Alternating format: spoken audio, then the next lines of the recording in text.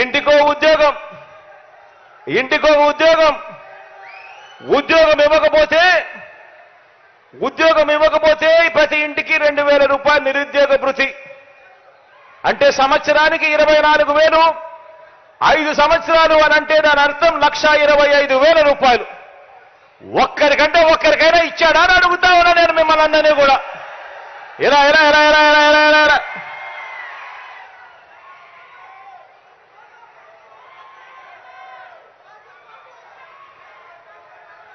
ఈ మాదిరిగా పాంఫ్లెట్లు చూపించాడు. రాష్ట్రాన్ని శ్రీలంక చేస్తారన్నాడు, రాష్ట్రాన్ని సింగపూర్ చేస్తారన్నాడు. ప్రతి జిల్లా హెడ్ క్వార్టర్స్ లో కూడా ఏకంగా హైటెక్ సిటీలు కడతానన్నాడు. ఇంతటితో ఆగిపోలేదు.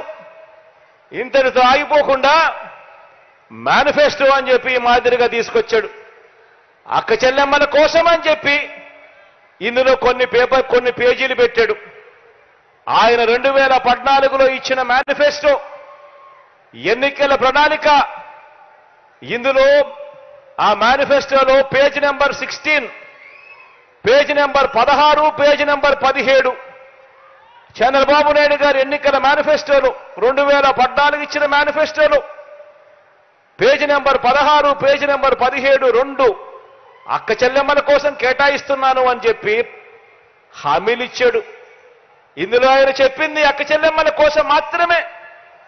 నేను మచ్చుకు కేవలం అక్క చెల్లెమ్మల కోసం ఆయన చెప్పిన 9 హామీలను మీకు అక్క చెల్లెమ్మలతో పంచుకుంటా.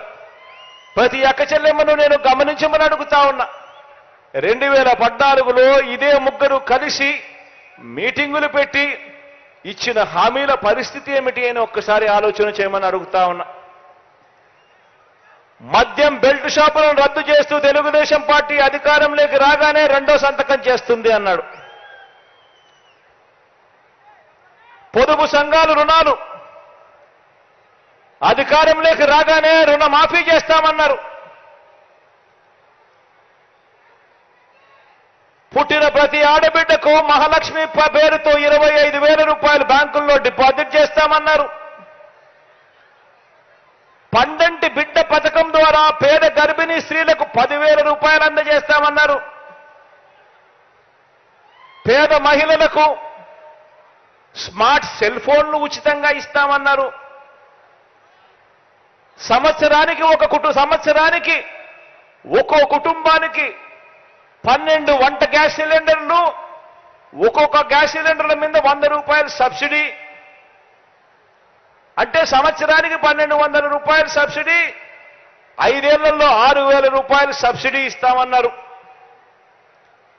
హై స్కూల్లో చదువుతా ఉన్న పిల్లలకు ఉచితంగా సైకిళ్లు పంపిణీ చేస్తామన్నారు.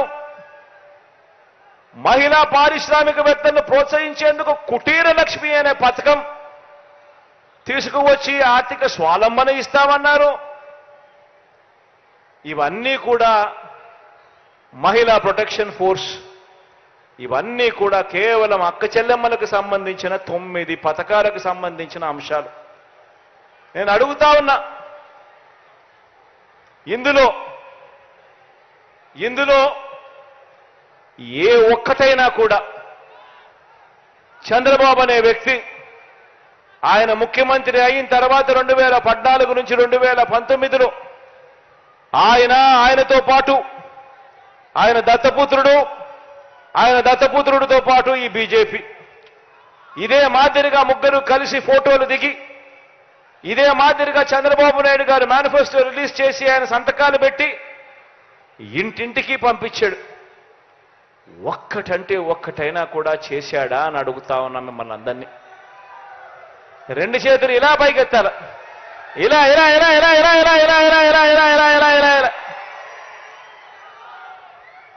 మరి నేను మిమ్మల్ని అందరినీ అడిగేది ఒక్కటే, ఇంతటి దారుణంగా మోసం చేస్తా ఉన్న ఈ వ్యక్తులకు, ఇంతటి అన్యాయంగా మోసం చేస్తా ఉన్న ఈ వ్యక్తులకు, ఇలాంటి వ్యక్తులకు మనం మళ్ళీ వచ్చే ఎన్నికల్లో మళ్ళీ మనల్ని మోసం చేస్తూ మళ్ళీ రంగురంగుల మేనిఫెస్టో అని చెప్పి పేర్లు చెబుతూ మళ్ళీ మోసం చేసేందుకు ప్రతి ఇంటికి కూడా కేజీ బంగారం ఇస్తామని చెబుతూ, మళ్ళీ మోసం చేసేందుకు ప్రతి ఇంటికి బెంజ్ కారు కొనిస్తామని వాళ్ళు చెబుతూ,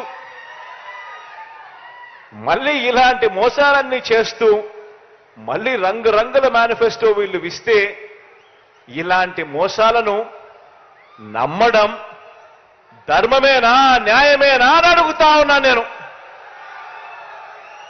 ఆలోచన చేయమని అడుగుతా ఉన్నా. మీ బిడ్డకు చంద్రబాబు నాయుడు గారి ప్రభుత్వానికి తేడా గమనించమని అడుగుతా ఉన్నా. మీ బిడ్డ ఒకవైపున మేనిఫెస్టో అనేది చెబితే 2019లో ఒక మేనిఫెస్టో అని చెప్పి రిలీజ్ చేస్తే ఆ మేనిఫెస్టోను ఒక బైబిల్గా, ఒక భగవద్గీతగా, ఒక ఖురాన్గా భావిస్తూ ఏకంగా 99% హామీలు అమలు చేసి మీ దగ్గరికి వచ్చి మళ్ళీ మీ ఆశీస్సులు అడుగుతా ఉన్న మీ బిడ్డ ఒకవైపున ఉంటే, మరోవైపున పచ్చి మోసగాళ్ళు, పచ్చి దగాకోర్లు, పచ్చి మాయా మాంత్రికులు మరోవైపున ఉండి యుద్ధం జరుగుతా ఉంది. ఆలోచన చేయమని అడుగుతా ఉన్నా.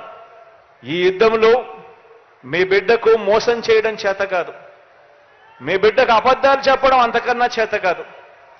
మీ బిడ్డ మిమ్మల్ని అందరినీ కూడా కోరేది ఒకటి, రాబోయే రోజుల్లో ఇలాంటి అబద్ధాలు, ఇలాంటి మోసాలు ఇంకా ఎక్కువ వింటాం, ఇంకా ఎక్కువ చెప్తారు. బహుశా మీ బిడ్డ ఇచ్చే మేనిఫెస్టో కన్నా ఇంకా రంగురంగులుగా వాళ్ళ మేనిఫెస్టో కూడా ఇస్తారు. కానీ మిమ్మల్ని అందరినీ కూడా ఒకటే నేను చెప్తా ఉన్నా, మీ ఇంట్లో మీకు మంచి జరిగిందా లేదా అన్నది మాత్రమే కొలమానంగా తీసుకోండి. మీ బిడ్డ ప్రభుత్వంలో మీ ఇంటికి మంచి జరిగి ఉంటే మాత్రం మీరే మీ బిడ్డకు సైనికుల్లా, స్టార్ క్యాంపెయినర్లుగా ముందుకు రండి అని చెప్పి మిమ్మల్ని అందరినీ కూడా పిలుపునిస్తా ఉన్నా. మోసం చేసిన వాళ్లకు, అబద్ధాలు చెప్పే వాళ్లకు గట్టి గుణపాఠం చెప్పే కార్యక్రమం ఒక్క నా అక్క చెల్లెమ్మల కుటుంబాలు మాత్రమే చేయగలుగుతాయి. ఓటు అనే ఒకే ఒక్క దివ్యాస్త్రంతో మాత్రమే చేయగలుగుతాము అని గట్టిగా చెప్పండి అని కూడా ఈ సందర్భంగా మిమ్మల్ని కోరుతా ఉన్నా. ఈరోజు మంచి జరగాలని మనసారా కూడా మీ ఆకాంక్షిస్తూ, కోరుకుంటూ, కాసేపటి కిందట రామిరెడ్డిన్న